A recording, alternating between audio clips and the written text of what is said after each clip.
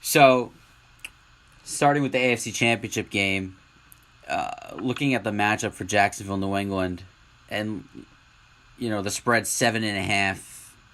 We both agree that that's a little high. That spread, and I wonder what Vegas' motivation is for making it that high. Do they just still not respect Jacksonville at all? I mean, it's a little bit of both. I mean, because what they did in Pittsburgh was pretty impressive. I mean, the score. I know Pittsburgh's defense is pretty bad, but I mean, you scored 45 points when you scored 10 points against the number 26 ranked defense in Buffalo. Buffalo's defense wasn't exactly good either, and yet here we are. Yep. They put up 45 points. What's your thoughts?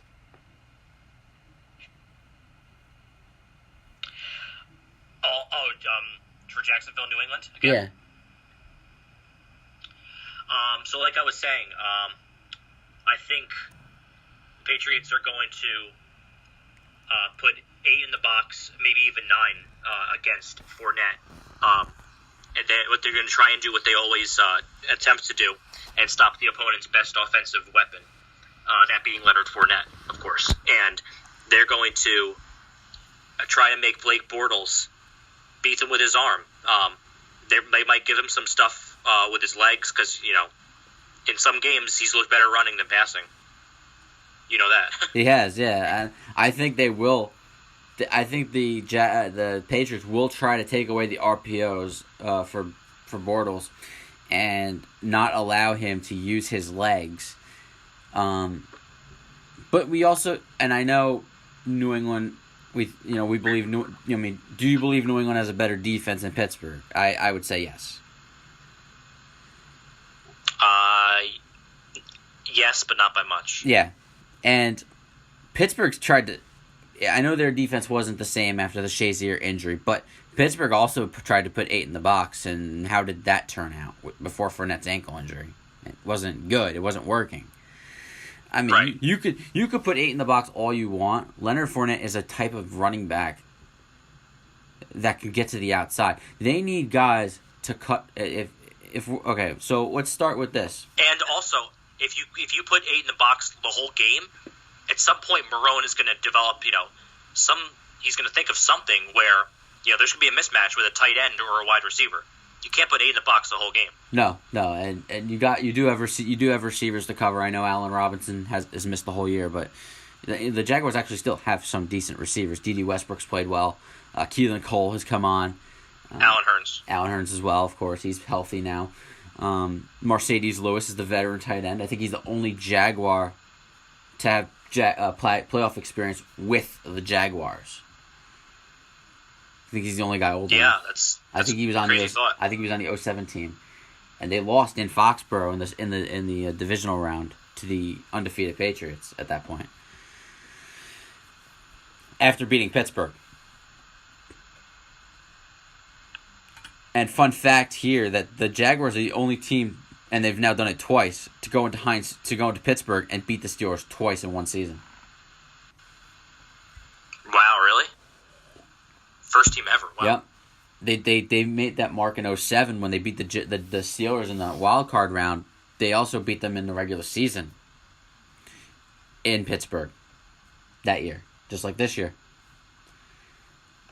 I don't know what it is, but they were showing one of Roethlisberger's worst records is against the Jaguars, for whatever reason.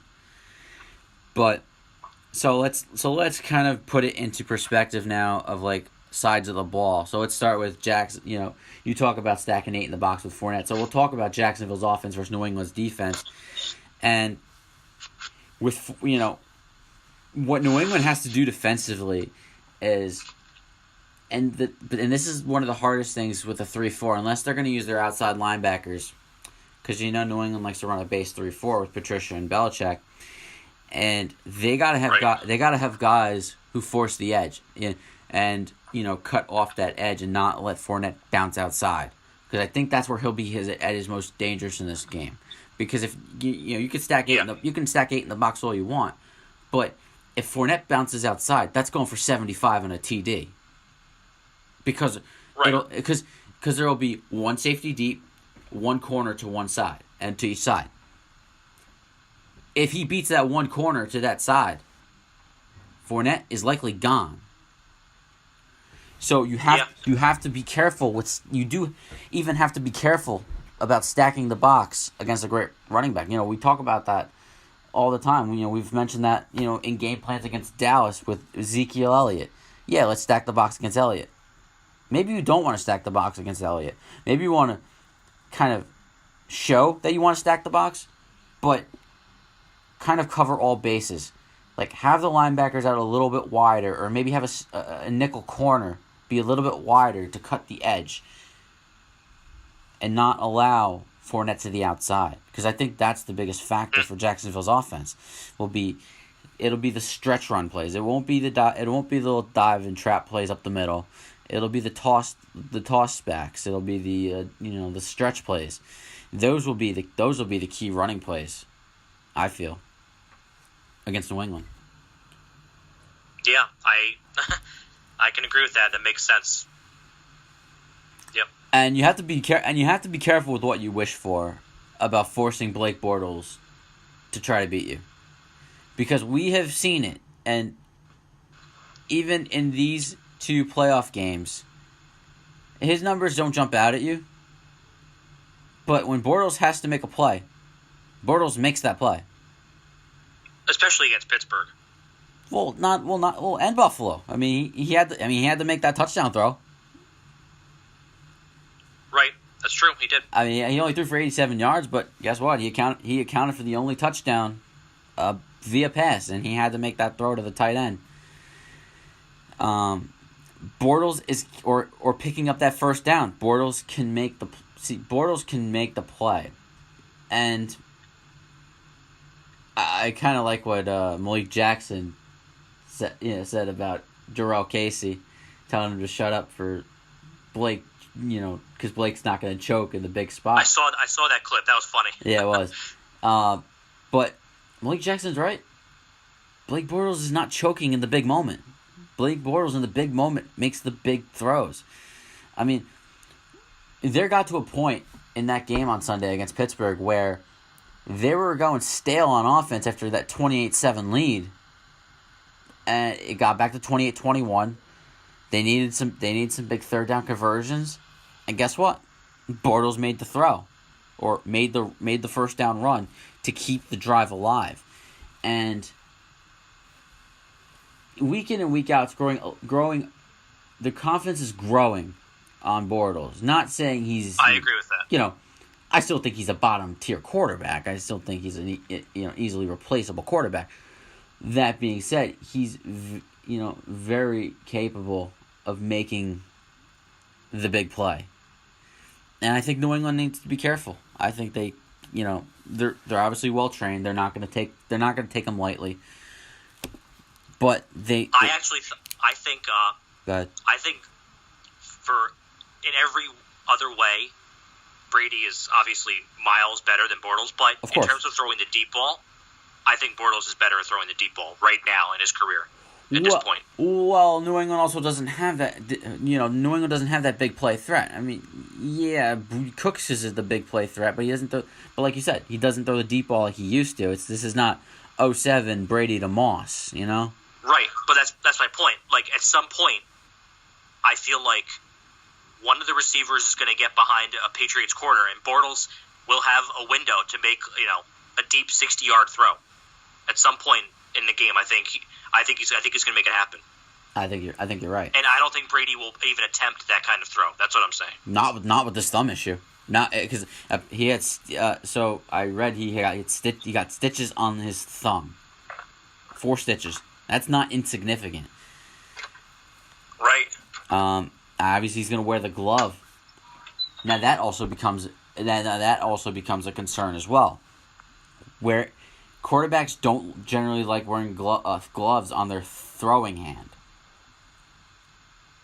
I mean, you remember. Yeah, that's true. You remember Kurt Warner. He wore a glove, but he wore it on his left hand. I do kind of remember that. Yeah. especially in his Arizona days. But he also had some issues where a couple of times the center would break his finger or something, like snapping the ball to Warner. And this is another thing I was hearing today. It's very unlikely Brady takes any snaps under center Sunday. He doesn't take any snaps before Sunday? Under center. Oh, under center? Yeah, because if you picture how the quarterback puts his hands under the center, the right thumb is one of the more exposed for a right-handed quarterback. It's one of the most exposed because it's coming up on him. The ball's coming up on him. Right. So that's true. Yep. So he can't really take any snaps under center. He's gonna have to take every single snap from the shotgun. Now, it helps that the center's a veteran, but at the same time, more potential for a turnover if for one reason or another a bad snap happens. Yeah. Now, all good points. Now, what I'm going to look up is the weather forecast for Foxborough on Sunday. That's always interesting. Because if it's slick, if it's rainy of any kind, or that could be even more of a problem for the Patriots, especially given the thumb issue. Because it'll be harder to snap, especially in the shotgun. Now, looking at Jacksonville's defense going up against New England's offense, while I pull the weather up. Right. Looking at that side of the ball now, what do you see as the biggest key matchup? I would definitely say, as is the case of always beating Brady, pressuring him, getting consistent pressure. And the Jags obviously with their ridiculous, they're so good up front with Campbell, Malik Jackson, Miles Jack. Yeah, they are. All those guys. They're going to have to get consistent pressure on Brady to win the game, and they have the unit to do it, like the Giants did twice. They really, I think they're Saxonville, right? Yeah. That's their name. Now, that's the name. To me, I agree with you, but to me, the biggest key will be, you're not going to want Miles Jack to be hitting Brady. You need Miles Jack out in coverage. Here's why I say that. Right. You have to rush 4 against Brady. You cannot blitz Brady. Brady will eat you alive if you blitz 5. You bring 5-6 guys, because then it's going to be 1-on-1. You want to play a good 2-man under kind of coverage. So even though Brady might not be a threat with the deep ball, especially with the thumb issue, you don't want him to have that opportunity. So you have to leave your safeties up top so no receiver can blow by the corner. So if the receiver blows by the corner, I mean, not that it's that likely given Boye and Ramsey's track record this year, but you want to have secondary help over the top, especially if Gronk's gonna run a seam route. You got to have that safety there. You can't have him 1-on-1. That's not the play to have him 1-on-1.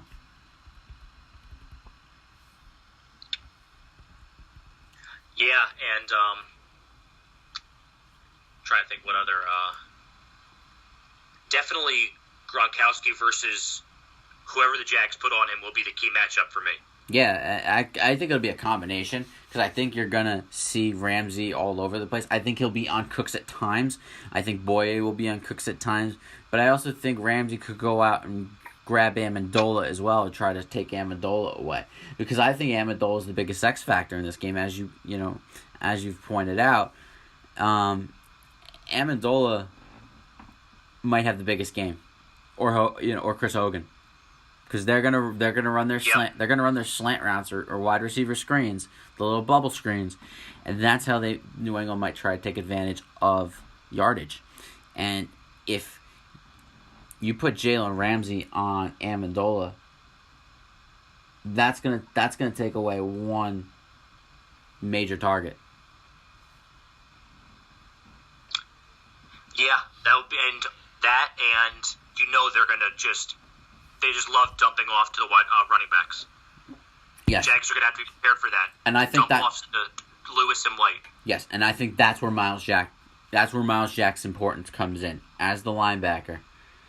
To be able to cover the running backs in space. Let them catch the ball, because there's going to be a lot of throws that Brady will throw behind the line of scrimmage to Dion Lewis and James White, given White plays. I think he will. I think it'll be those two, just White and Lewis. I don't think Burkhead and Gillislee will be any form of a factor. But if you see them dump it off behind the line of scrimmage, stay with them and just hit them. Yeah. I mean, that's all you gotta do. I mean, you basically have to spy the running backs like you would a running quarterback, because it's gonna be they're gonna do an extension of their run game with the short passes with the short little wheel routes or short little flat routes by the running backs. And now I don't know if teams usually do this, at least as of late with Brady getting older, but if I'm Jacksonville, you have to, how to describe it? You have to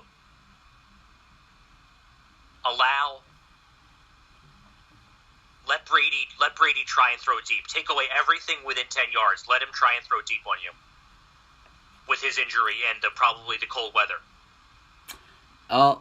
It's not going to be cold. Anything within 10 yards, that's what they're going to try and do. You have to recognize that. I think that's absolutely right. Now, I don't think weather will be that much of a factor Sunday. I'm looking at it here on the Weather Channel. We're looking at a high of 48 degrees on Sunday, so it's going to be mild for a January Sunday in Foxborough.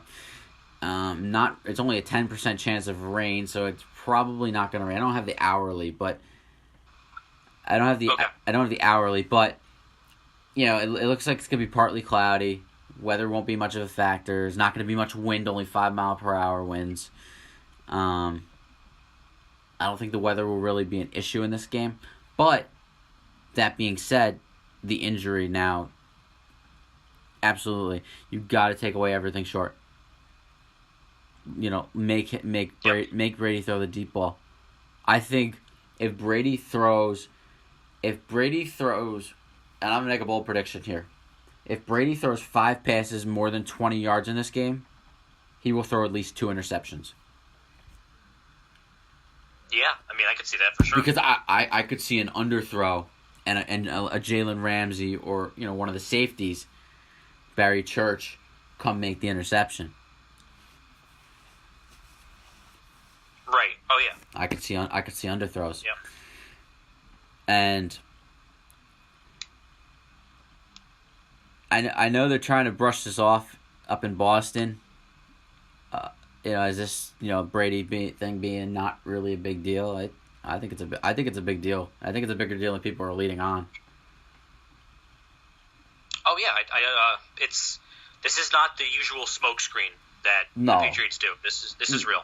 No, this isn't your basic. Let's put him on the injury report for a shoulder injury or an Achilles injury, when he's moving around okay out there. I mean, and the thumb too. That's as important as it gets for gripping a football. Of course. So it could be problematic. Now, here's what I could also see on the New England offensive side of the ball. If I'm New England and they know how big of an issue this is, Brady throws the ball no more than 15 times. And you say 15 or 50? 15.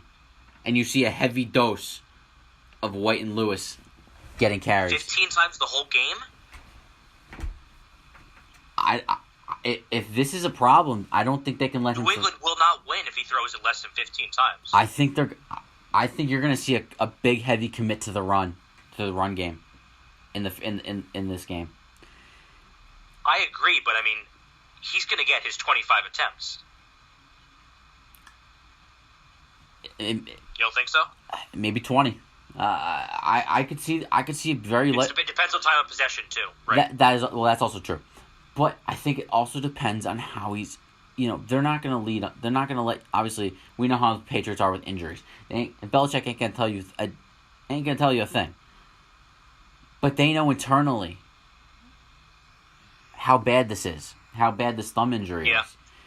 So they may have a game plan where Brady doesn't throw the ball all that often, and it's like 15 to 20 times, and Lewis and White are preparing for like 20 carries each. That'd be a pretty interesting game plan for the Pats. They never run the ball. Exactly, and to me, attempting to run the ball on the Jaguars, I mean, you're asking to lose that game.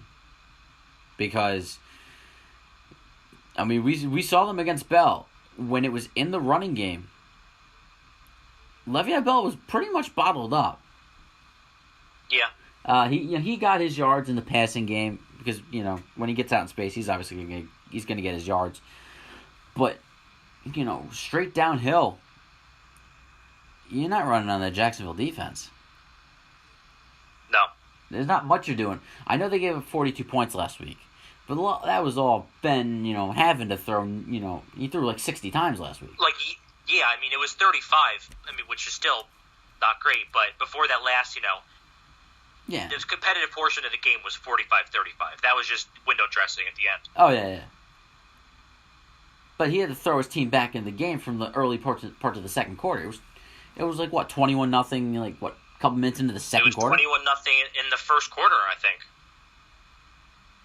First quarter. It was either late first or early second when they got that 21st point. One of those two. Yeah, and Big Ben just had to throw every play.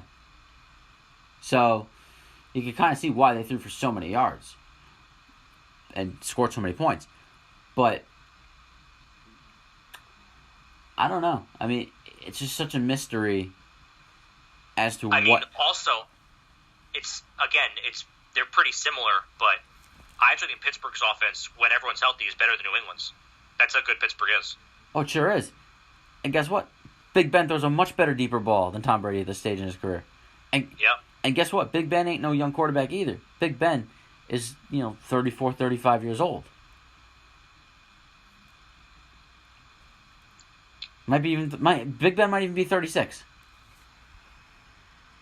Because he's been in the league the same amount of time as Eli Manning, and Eli's 36. Right. Yep. Nah, I was right. Big Ben's 35. He turns 36 this year.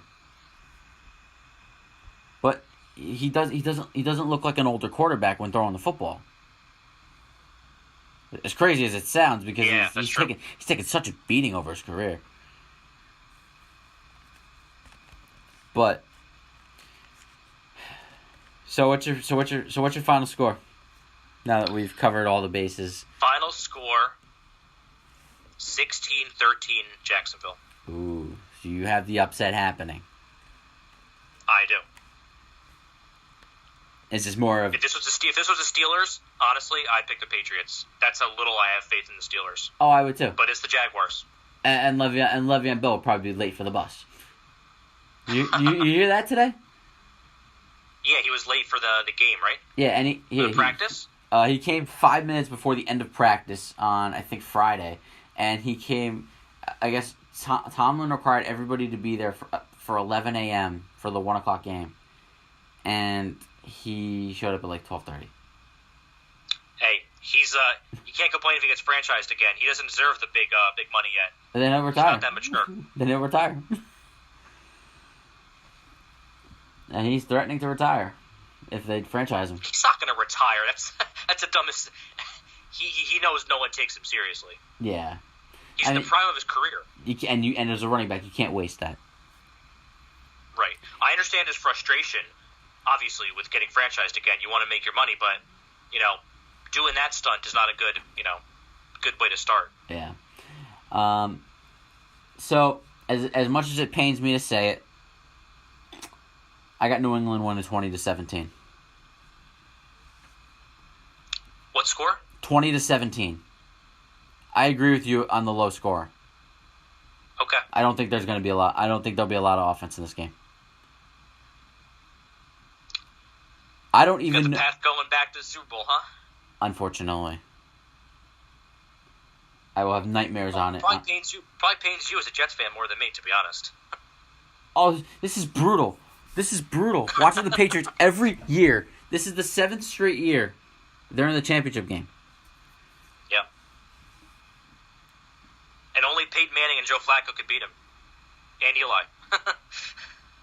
And Mark Sanchez. And yes, we know Sanchez 1 year. The GOAT, Mark Sanchez. He was the GOAT for one day. The good GOAT. Other times he was the you-know-what GOAT. Yeah. The Jets and the Steelers were the two last teams to be in an AFC championship game that did not feature the Patriots. Yeah. You know what Not much to say about that. You know what amazes me though about the Patriots, and we talk about their greatness and everything. People do forget they did go 10 years without a Super Bowl.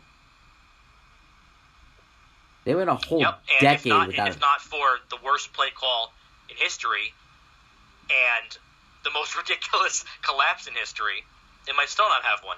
Yeah. I mean, you figure one of those two goes your way, not both. That's so absurd. It's maddening. It really is. I mean, if Russell Wilson hands that ball off to Marshawn Lynch, they are 3 straight losses in the Super Bowl. Yeah. If the Atlanta Falcons didn't become the predated form of the Georgia Bulldogs. But see, yeah, I agree. Yes, but like I said, that's the if this happens, this would happen too.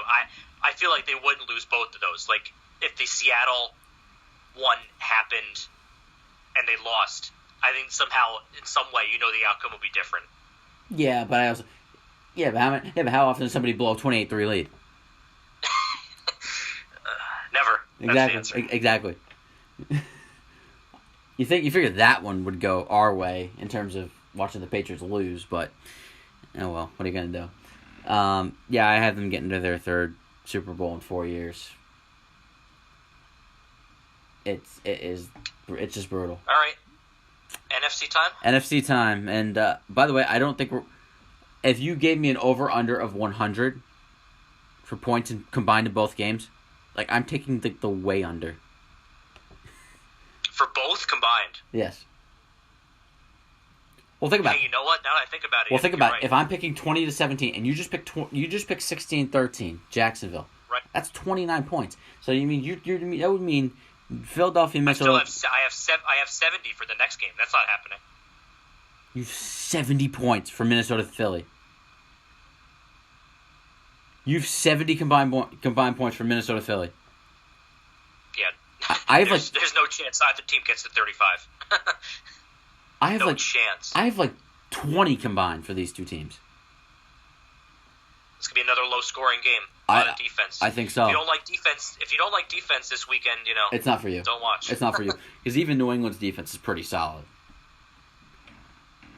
For once, they've won some championships with smoke and mirrors on defense and just Brady being Brady. But this year, I think they have a legitimate defense, New England.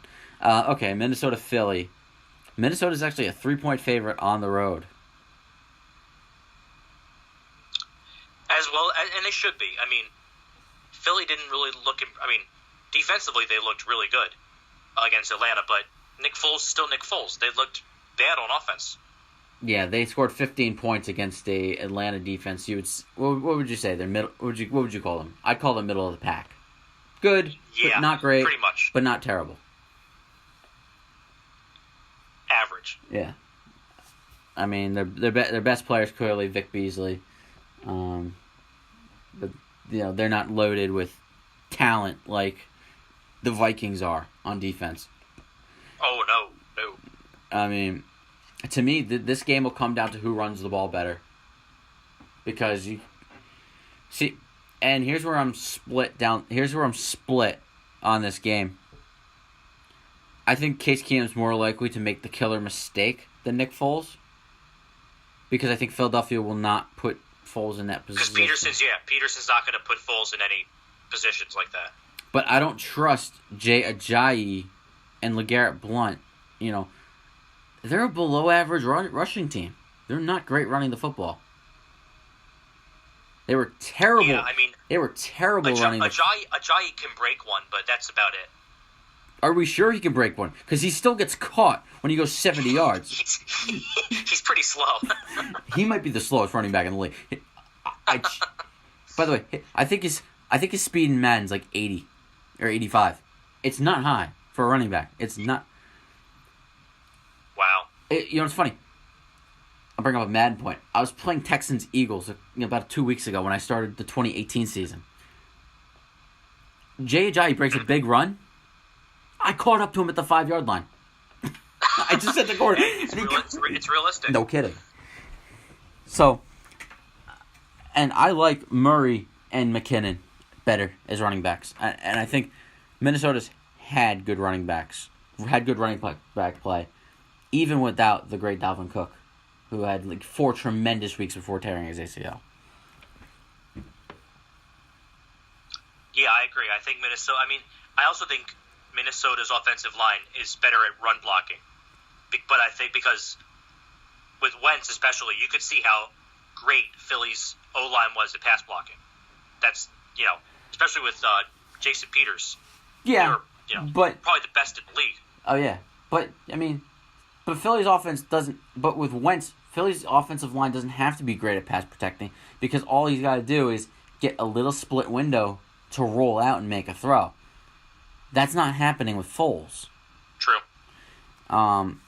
Keenum can roll out, and their offensive line altogether is better than Philly's. Yes. I think they'll be able to run the ball successfully. I think they'll get a little bit of traction in the passing game, but they got to run a lot of play actions, a lot of RPOs, and let Keenum see the field and, kind of determine, what he wants to do. But to me, I worry about the killer interception with Keenum. Before he became the GOAT, what was his name? Marcus Johnson? Marcus Williams, Marcus Williams. Before Marcus Williams became the GOAT, the negative GOAT in New Orleans, he almost was a hero because he picks that ball off. And by the way, I don't know what Keenum was looking at. I don't know what he was thinking. He throws across his body. That was about as bad of a throw as you get. And that was Case Keenum turning into L.A. St. Louis Ram Case Keenum. Yeah. And you're like, and it's 21-7 at that point, or 17-7 at that point, and you're like, what is this guy doing? Like, is this guy insane? That was just a bad decision, bad throw. So I do worry about the killer interception, but at the same time, Minnesota's offense doesn't go stagnant. Like, they were moving the ball very well against New Orleans, and New Orleans had a respectable defense this year. Yeah, it's true. So, I think I'll give Minnesota the slight edge in this game. I think it's going to come down to if a defense can score. Like I pointed out to you at the beginning of the Jacksonville game. I said Jacksonville will score a defensive touchdown. Lo and behold, they get that fumble return. Yeah, they got one on Big Ben.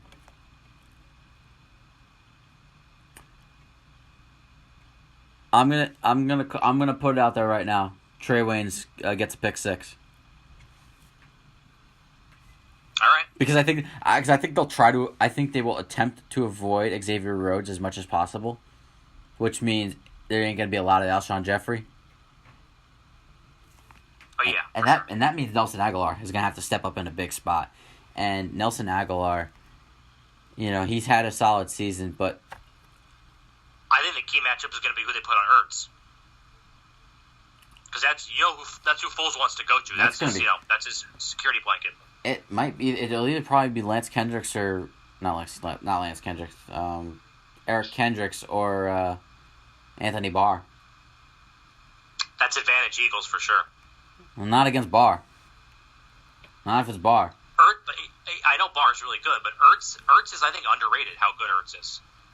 You're right, but I think I also believe Anthony Barr is one of the few linebackers who can actually solidly cover a tight end. Like, I think he could actually make a decent matchup out of Gronkowski if they were in the Super Bowl. if they were to meet up in the Super Bowl. Yeah. Like, that's not, like, totally, completely advantage Patriots. Like, Anthony Barr is that good. Like, and they could also give safety help because you have Harrison Smith, who can just shadow Anthony Barr. And Zach Ertz ain't running no seam route at that point. Because if he gets past Barr, Harrison Smith will just wait for the ball. And I don't trust Foles on accuracy, especially on deep balls.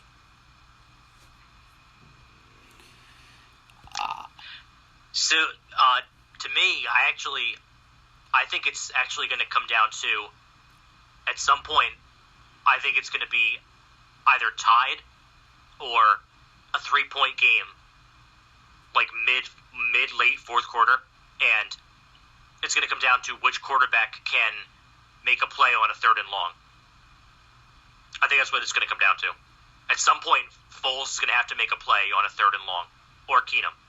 And I trust Keenum more than Foles. I would agree with that. And, you know, it also would be, this is an underrated X factor. Can Kai Forbath, the Viking kicker, not etch his name in Vikings infamy as a kicker missing a big kick in a big playoff game? You have Gary Anderson against Atlanta in 1998. 98, I think, right? Or was it Morton? I gotta check my Andersons real quick. It was one of the Andersons. Yeah. It was Gary. I know where you're going to go to next, Blair Walsh. Yes. Which, by the way, interested me. Why did Seattle sign him? Because he helped them win a game?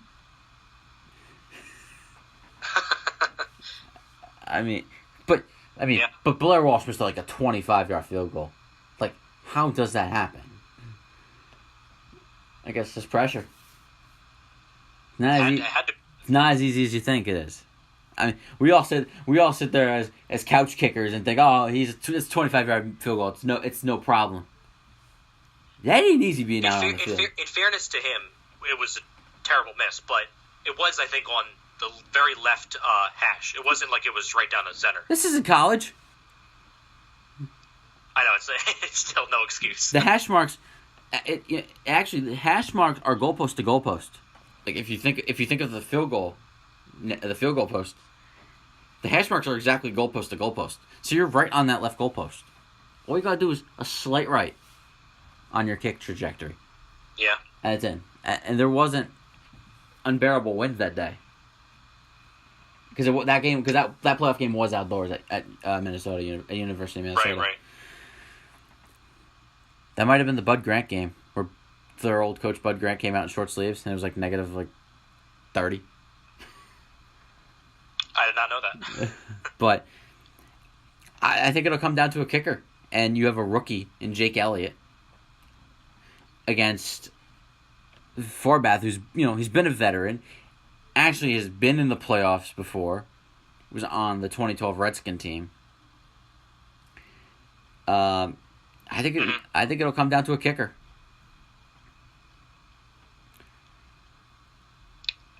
And based off that, who do you think wins? I'm going to take Minnesota. 13-10. Okay. I agree. And my score will be...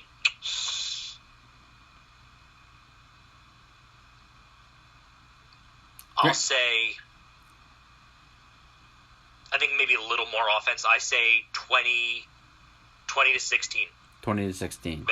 Minnesota. Now, I say this 13-10 score, full well knowing that both these offenses are now going to light it up. Because how often do we talk about this great defensive battle between two great defensive teams? Shootout. Turns out, shootout. Neither team can stop a nosebleed.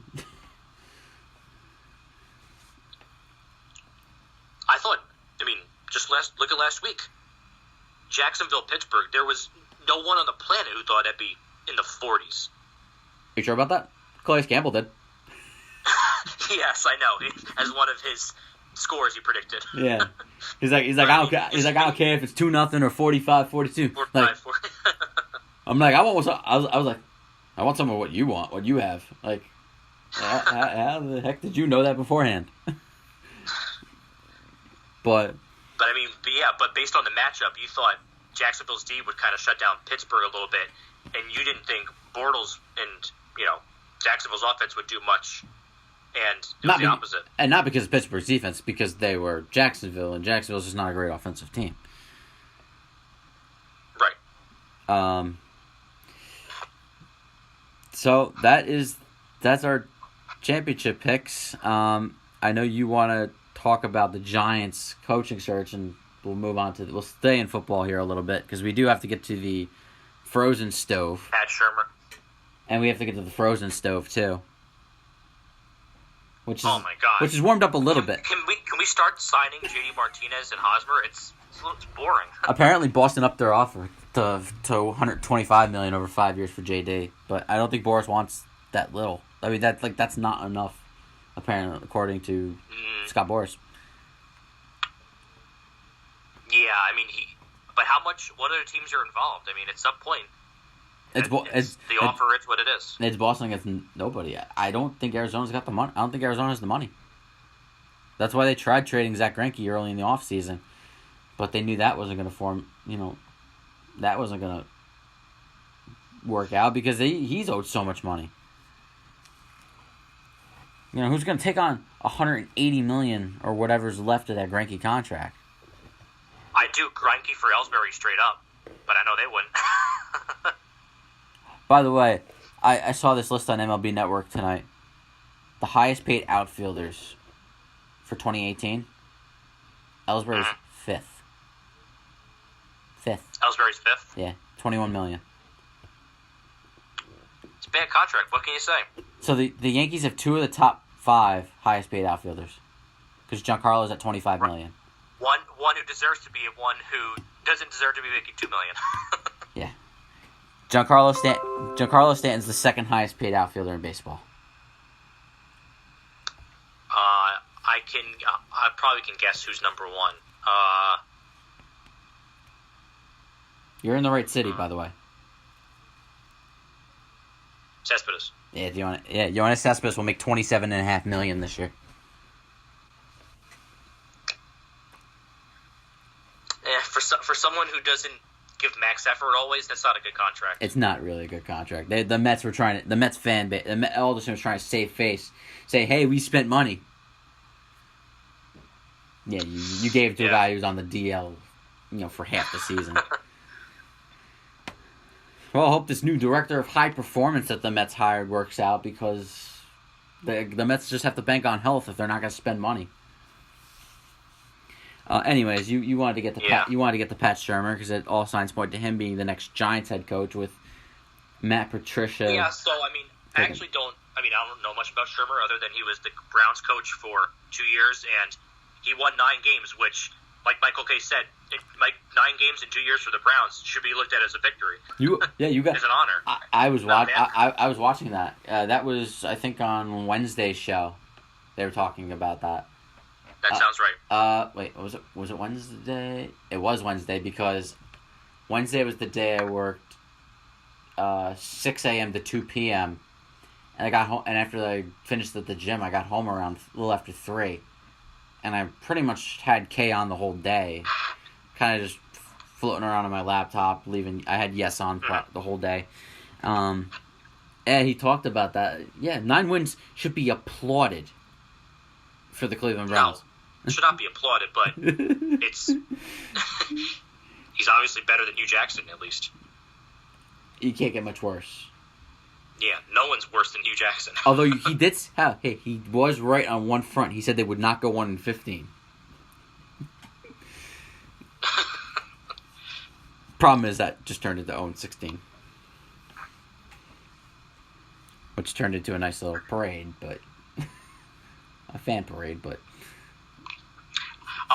so yeah, just about Shurmur, I know it's not like the sexy hire. It's not. It's not the McDaniels. It's not John DiFilippo. that right. But people covet. My point is, look at 3 of the 4 coaches in the championship games. Was Doug Marrone a sexy hire? No. Not really, right? No, that's his first year. He's a first-year coach with the Jaguars. Right, but was he considered? My point is, was he considered a sexy hire? Oh, absolutely not. Right. Was Doug Peterson considered a sexy hire? Not really. Right? No, not really. Coming from, I believe, Kansas City. Right, and then Mike Zimmer really wasn't either. The point is, the sexy hires don't always. I disagree a little bit on Mike Zimmer because you think that was kind of a big hire. Yes, because I think he waited a little longer than he should have for a head coaching job. I think he was very coveted. He was coveted for years as the Bengals defensive coordinator. Right. Okay, so still, 2 of the 4 coaches in the championship games were not considered sexy hires at the time. And I would argue 3. I don't think Belichick was a sexy hire either in 2000. Belichick wasn't he like the best defensive coordinator in the game with the Giants? He was also. I know he failed with the Browns, but.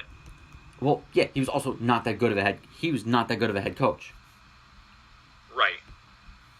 So you think at that time his stock had fallen to where he wasn't a sexy hire? There were question marks about Belichick at that time, and there were character question marks as to why he took the Jet job for one day and then resigned. Yeah, the infamous. Yeah. I mean, he had 4 losing seasons in Cleveland. At 5. I mean, that's not like he was 36-44 in 80 games. Like that's not that good. Right, which further just proves my point. I mean that the fan base was saying, "Oh, come on, we want the sexy hire. We want Belichick, which was an absurd pipe dream. We want David Shaw. We want Nick Saban." Sexy hires don't always work out. It's all about. It's really the GM is really almost more important than the coach in terms of putting just the talent playoff on the caliber team together. Yeah, the talent on the field, absolutely. Give Shermer some time. You can't unless it's a train wreck like McAdoo, where you just know he has to get out. You got to give him more than 2 years. This is going to be this is a process. This is not a win now team next year if they're smart. No, I honestly... You got to give Shermer some years. You got to let him develop the new quarterback. Call me give him some time. Call me crazy. I would hire him to a 5-year deal. I would give him a 5-year deal. 5-year deal. Yeah. Which because it gives I do 4. Because it gives you leeway. Because in 2018 and 2019 this team is not likely to be Super Bowl contending. They could maybe be playoff contending next year, depending on how quickly they rebuild the roster. But even in all likelihood, the Giants are probably going to miss the playoffs the next 2 years. Probably. They don't know what they're doing at quarterback. Unless Rosen or Darnold becomes the next Carson Wentz. That's the thing.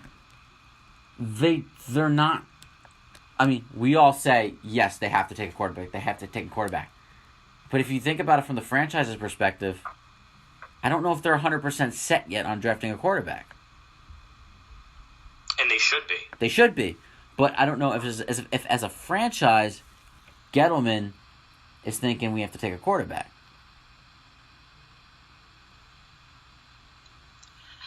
I could totally see them, which I love the guy, obviously.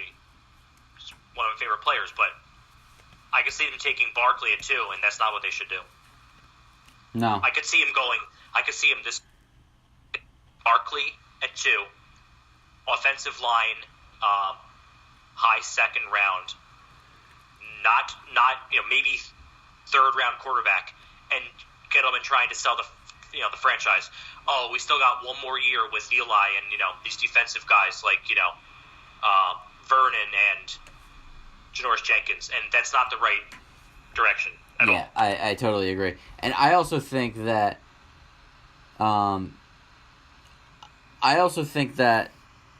they're going to be I think there'll be 3 quarterbacks taken in the top 5. I think Allen Rosen. I can see that. I think Allen goes 1 to Cleveland.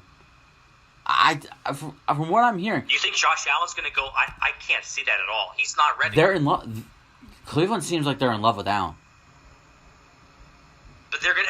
It's gonna be a better version of Kaiser. But I mean, Kaiser, you could tell, is not remotely ready. No, he's not. And neither is Allen. No, he's not.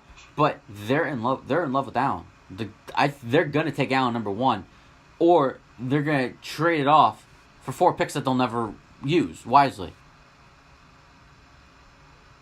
Right. If I'm the Jets, I get on the phone right away with Cleveland. I trade for that number 1 pick, even if it costs me. Take Allen or Darnold? I'm taking Josh Rosen number 1. Yeah, I mean, you should. You'd steal it right from the Giants, and the Giants would be really pissed. That's the thing. The Giants have gotten, and rightfully so. They're obviously the number 1 football team in this town, but the Jets need to. If I'm I wish I was the Jets owner, because I would tell McCagnon, we're sticking it to the Giants. We're trading for the number 1 pick, and they want Rosen. But you're going to have to move heaven and earth to get there. Is that worth it? There's no Andrew Luck in this draft. There's no Peyton Manning. No. But I think. But Peyton Manning's and Andrew Luck's come once every how many years? Right. It's whether or not you think Rosen's a franchise quarterback. Or if you think, A, Rosen, Darnold, Allen won't be there at, where did the Jets pick, 5? 6. They will. I don't think they will. Okay, so that would be, so maybe they trade up. And if you think giving away, certainly at least next year's first rounder is worth it.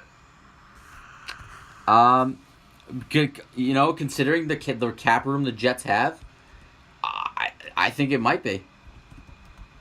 Because the Jets are going to have money to spend, and if they spend it wisely enough, they'll leave themselves money next year when they're going to have less draft picks. So you got to take that into consideration too, because I don't think the Jets are going to take a quarterback in the first round, especially if they promote Jeremy Bates to offensive coordinator. If they promote Jeremy Bates to offensive coordinator. And I don't agree on a lot of things with Manish Mehta. I agree with him. We know that. I agree with him 100% on this. Given his history with Mike Shanahan, Jeremy Bates, his history with Mike and Kyle Shanahan, Kirk Cousins makes all the sense in the world with Jeremy Bates. Because it would not be an unfamiliar offense. There's no real extra language he needs to learn if he comes to the Jets and it's a Jeremy Bates offense. And he has played. You really think the Redskins are letting him walk? Are they that stupid? Daniel Snyder's their owner. Yeah. Good point. That's the end of that. Think about that one for a second. Then again, Woody Johnson's our owner, and Christopher Johnson. But one of the things, though, that I guess you could applaud them on, they've never been hesitant on spending money. When the Jets have the cap room to spend, they'll spend it. So I think, and I've developed this philosophy looking at the Jets roster, and I know, to me, the guy I take at 6, there's 2 guys I would take at 6. One, I forget his name. It's the Notre Dame guard. He's like a Brendan. Okay, I don't know his name either, but I know he's high up there. He's like Brendan Sheriff 2.0. The guy that the that's gonna be that's the least I know. Probably shouldn't care what the fan base thinks, but that would be the least attractive popular move with the fan base. But taking a guard. But yes, in recent memory, what were the 2 best Jets first round picks? And it happened in the same year. It was when they drafted Nick Mangold 4th, and DeBrickashaw Ferguson 10th. Right. They traded up for a second first round pick, and they drafted Nick Mangold and DeBrickashaw Ferguson. How did that work out? Yeah, that worked out well. They lasted over a decade together. So I guess that's what you'd sell the fans on. Hey, look how good last time we took, sometimes offensive linemen this high. when you pick 6, it's generally BPA, best player available, because the hot name quarterbacks are likely off the board, unless Josh Allen takes this Aaron Rodgers like tumble, which actually I could see, unless Cleveland's just that set on him, which it also sounds like, because Cleveland has 2 chances to get him. They're 1-4. Right. The other guy I would pick, because I could also see Denver taking this guard from Notre Dame. I take Calvin Ridley at 6. He's projected to go top 10. Wide receiver. Yep. Alabama wide receiver. The reason why I take Calvin Ridley is this news today about Robbie Anderson being a complete asshole. Oh my God. I mean, great. That's almost as bad as Sheldon Richardson. It really is. Yeah, pretty much.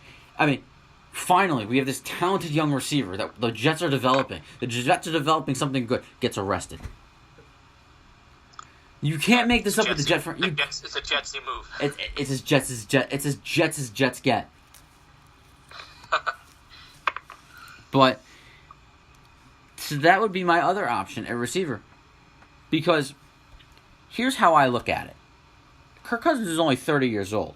So it's not like he's a stopgap quarterback. You could legitimately see 5 to 6 good years of football left from Kirk Cousins. I don't think Cousins is even 30 yet. I think he's still like 29 or 28. I think he'll be 30 next. It depends on when he came out of Michigan State, because I mean, he was in the 2012 draft, so I mean that's he will be 30 by the time the season starts. He's 29 now. Right, okay. So, but for a quarterback, that's still 5 to 6 solid years of football left. Definitely. If you sign Cousins to a 4 or 5 year deal, you're not drafting a maybe you draft a quarterback in 2-3 years, but maybe a second or third rounder whom can develop behind Cousins. And you don't have to go for the big shot, Sam Darnold type guy who comes out, right, for the first round.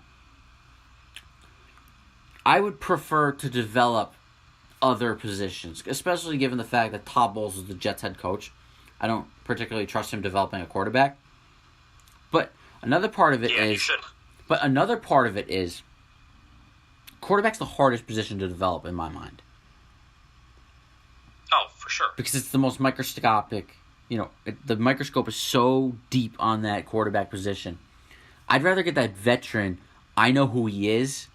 I know what he will be. And I know there's still some ceiling for Kirk Cousins. His numbers might not be the greatest last year. He also had no offensive line, no receivers, no running backs, and got hit 55 times a game. That's true. So to me, I would build the offensive line, build more of a receiving core, get a running back, and I would love to say let's get Bryce Young, but Bryce Young decided he wants to play one more year for Stanford. Yeah. Good for him. He's going to win the Heisman next year. Now,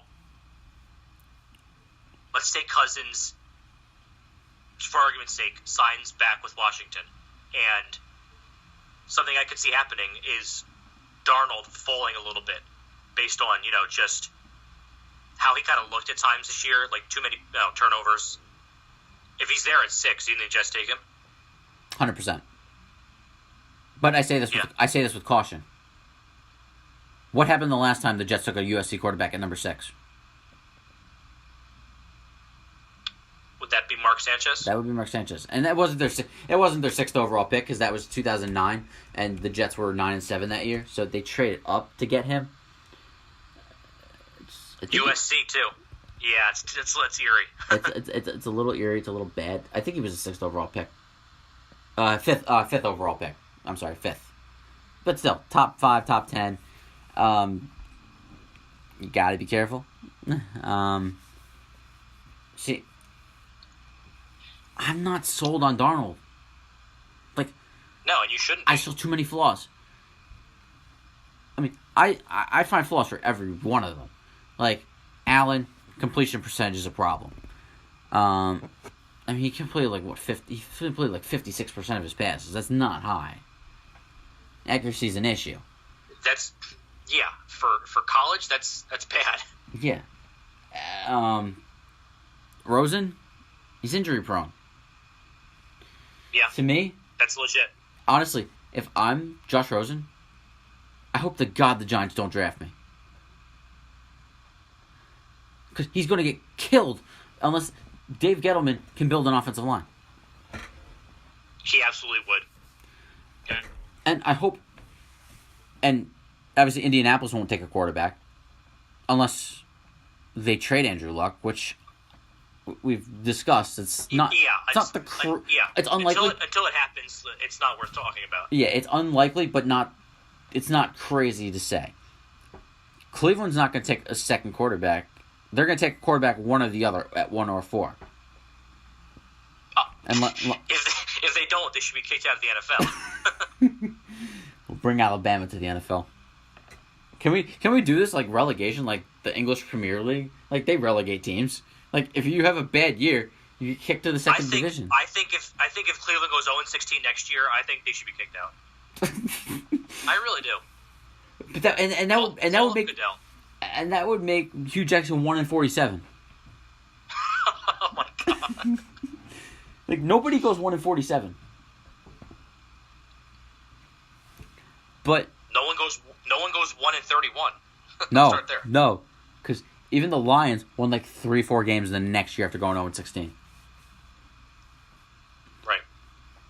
But that's because Stafford was there and getting beat up his rookie year. But no, what do you expect? The Lions were trying to build towards something, and they still haven't built something. But and Denver at 5 is the big question mark. See, to me, Denver's that biggest wild card team of the bunch. What is John Elway thinking? Is John Elway thinking, let's get an offensive line for Paxton Lynch? Or does he give up on Paxton Lynch completely? To me, the jury's still out on Paxton Lynch because he gets hurt so much. We haven't had a full book on him. Like, you can't sit here and say Paxton Lynch is the answer, but you can't sit here and say he's a bust. No, definitely not. So, to me, Denver takes that guard from Notre Dame. I think Elway wants Barkley badly, but I don't know if he's going to be there. He will not get him. To me, the Colts take him at 3. Yeah. To me, they take him at 3. Or Cleveland at 4 if they take Allen 1. Oh boy, I feel bad for those two guys.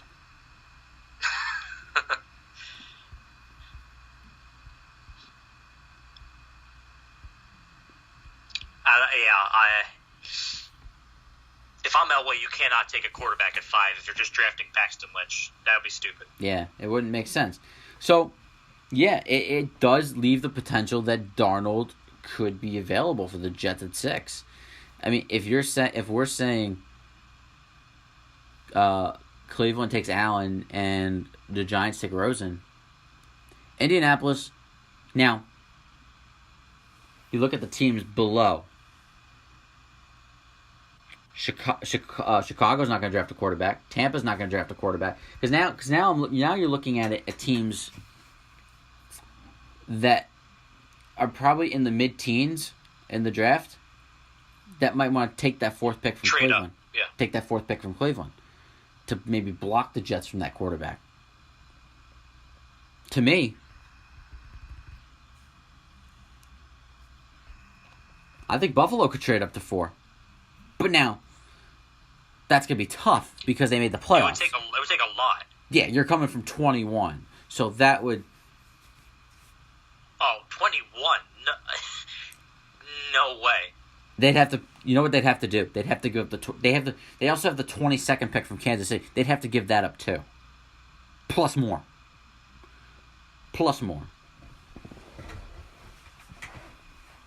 Yeah, a lot more. Yeah. So you're looking at. I mean, Miami, maybe from 11. That's 11 to 4. That's possible. Possible. San Francisco and Oakland, no, they won't take quarterbacks. Cincinnati won't take a quarterback because they still believe in Dalton. Right. I don't, but they do. That's fine. They believe in Marvin Lewis when I gave up on him a decade ago. Washington. Yeah, I can't really think of. Washington. They're the wild card. They're a wild card. They're a wild card. If we're playing the scenario, yes, Cousins is a Redskin. No quarterback.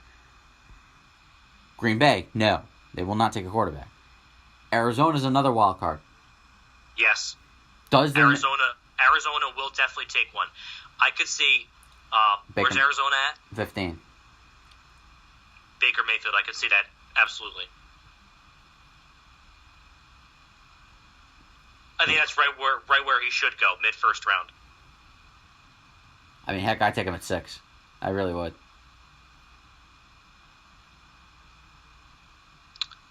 You wouldn't try and trade down?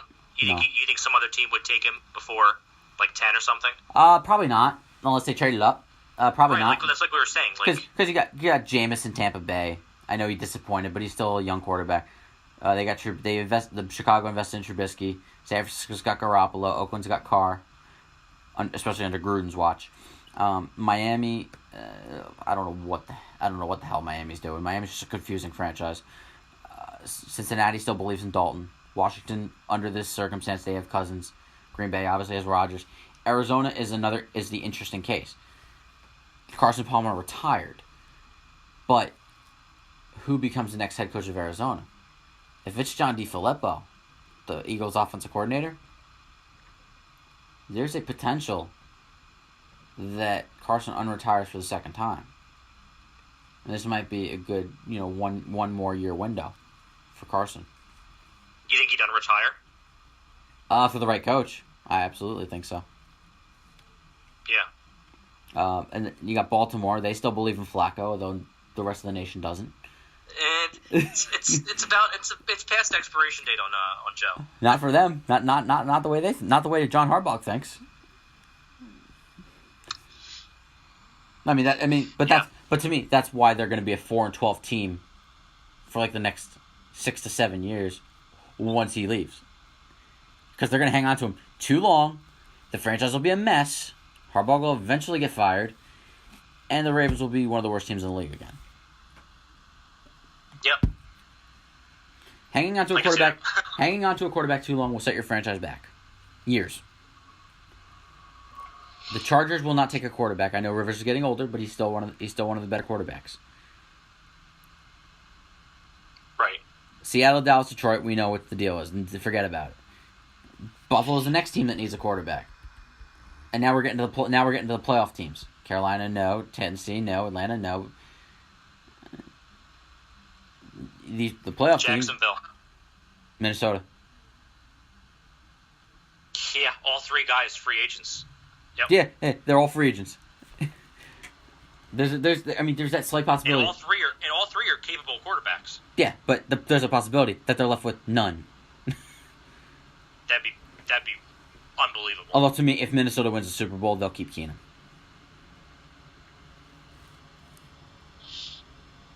But then again, you could say draft's a long way away. But then again, you could say Case Keenum's Trent Dilfer 2.0.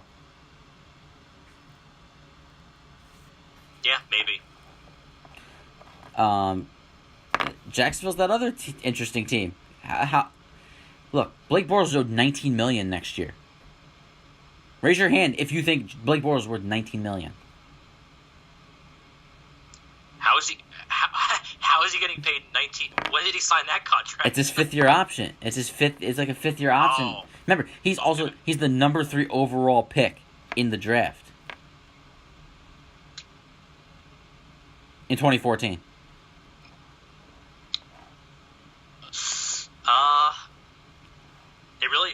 honestly, it really depends on these next two games. You're 100% right. You're 100% right.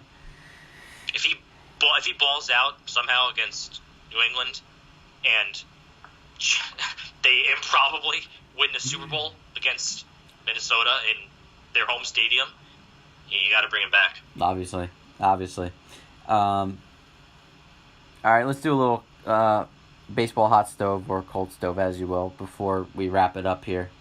I think I'm on a. Yeah, I think I'm on a. Five more minutes. You think? Yeah, I think I'm on another audio because I'm only at 10:24.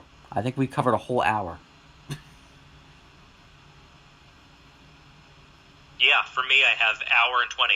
Yeah, and the first few minutes were on the Facebook Live feed, which was struggling. I have the audio editor. I could put this whole thing together and cut any dead air possible to kind of clean it up. But what is going on? Like, I keep waiting for updates and I get none. I think to me, it's pretty clear, at least, that we know the big top guys. We know the big market teams are waiting for next year. What? We know the big market teams are waiting for next year, like the Dodgers and Yankees. Right. That's definitely part of it, and just the top guys like Martinez and Hosmer and Moustakas, they feel are getting lowballed a little bit, and they're waiting for the owners to the older owners to bail out like Scott Boras and give in. Yeah, but I just don't think any of these GMs. There's so many new era GMs now in place. I just don't think anybody's budging. We've seen what's happened with these big contracts. I mean, A-Rod's on that monster deal. How'd the end of that work out? Albert Pujols signed that monster deal. How's the end of that deal going to work out? It ain't going to be good. Yeah, you can go on. Josh Hamilton goes on. Well, that didn't work from the start. But, giving out long-term contracts is an issue. That's why I'm glad the Mets got Bruce for the price they got him because, look, it's a somewhat long-term deal because he's going to be here for 3 years, but Bruce won't be super old. Bruce is 29. Yeah, I'm still surprised he didn't get more than that. That's interesting. Yeah, it's apparently the best deal he got. But he also said it was the best environment for him because he was comfortable in New York. What a concept. Right, I guess, that's important. Yeah, no kidding, and especially in New York. But I think these big market teams are holding out for next year. I mean, you got to consider the Yankees obviously favorites for Machado. Harper too. I think the Dodgers are the favorites for Harper. They will. Oh, sorry. Who'd you say is favorites for Machado? Yankees. Oh yeah, right. Definitely Dodgers or Cubs for Harper. I think with Stanton in the fold, I don't think there's any shot Harper comes to the Yankees. I agree. Because you got to pay Judge. You can't have all three outfielders making $35 million.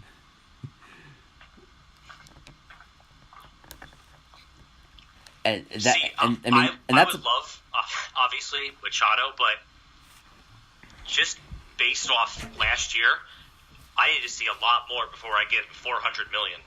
A lot more. I don't think he's gonna get $400. I think he'll end up getting like $250. I think it's Harper that'll get over $300. And I hate to say it because I hate the math. I think Machado's going to ask though for $350. Well, then he ain't getting signed. I know. No one should give it to him.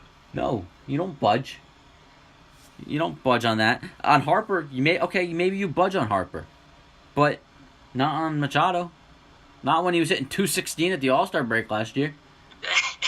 His OPS for the year was like it was like 800. Yeah, that's low for him, and he still hit a lot of home runs. That's Starlin Castro. And let's not pick on. Let's not pick on Starlin Castro. Starlin Castro is a solid baseball player, but right. But 800 OPS is good for the type of hitter he is. Not for Machado. Machado's a power hitter. Yep. And to me, the Dodgers made that salary dump trade for Harper next year, basically, because Kemp won't be on the roster.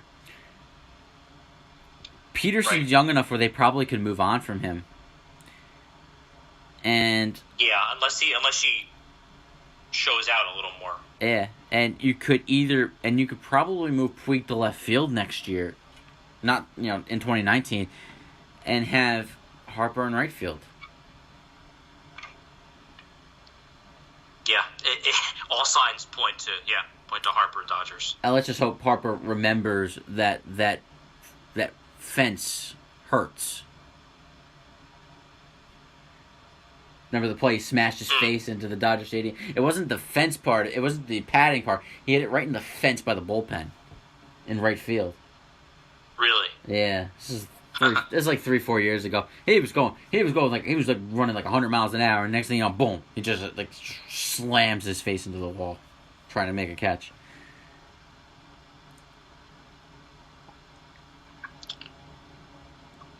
But he's a I hate him because he's a national, but he's a max effort player, and you do like to see that from players.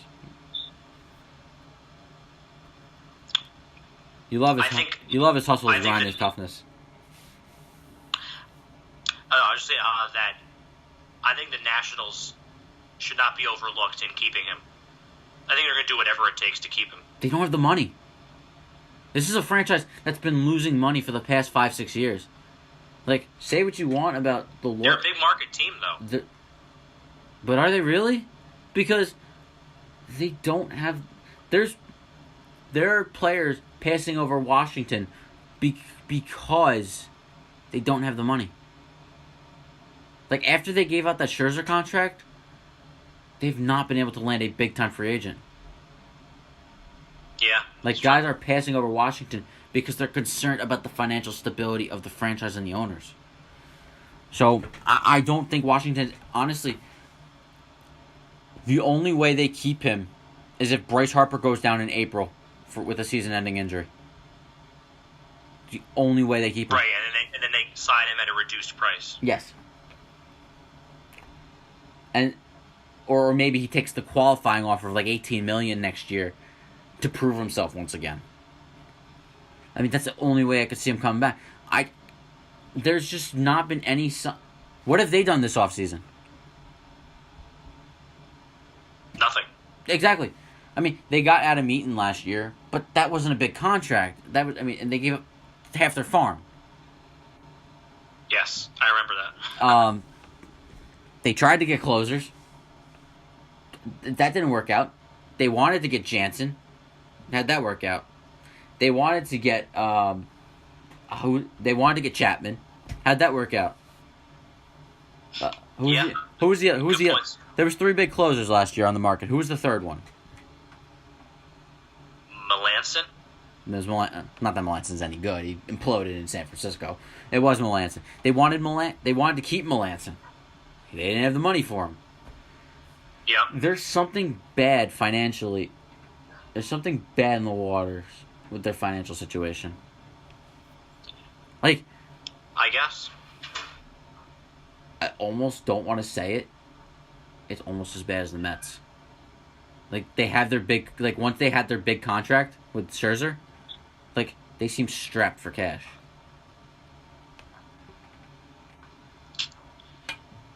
Yeah, interesting. I mean, I think the Mets have zero money. Like, I think they gave their last $39 million to Jay Bruce. But right. I don't expect them to do anything else, even though they should. Unless they're going to try to find another Adrian Gonzalez type player at second base. What are they going to do? Sign Jose Reyes for $545,000? Let's just have veteran minimums all over the field. I mean, that's basically what's come down to. Right, because that's what they're paying Adrian Gonzalez. Yeah, veterans minimum. Which actually, Dodgers took off. Oh, the Braves are paying $22 million. Braves took it. Yeah. The Braves are paying $22 million. Right. So he'll be no short for cash next year. It's just not with the Mets.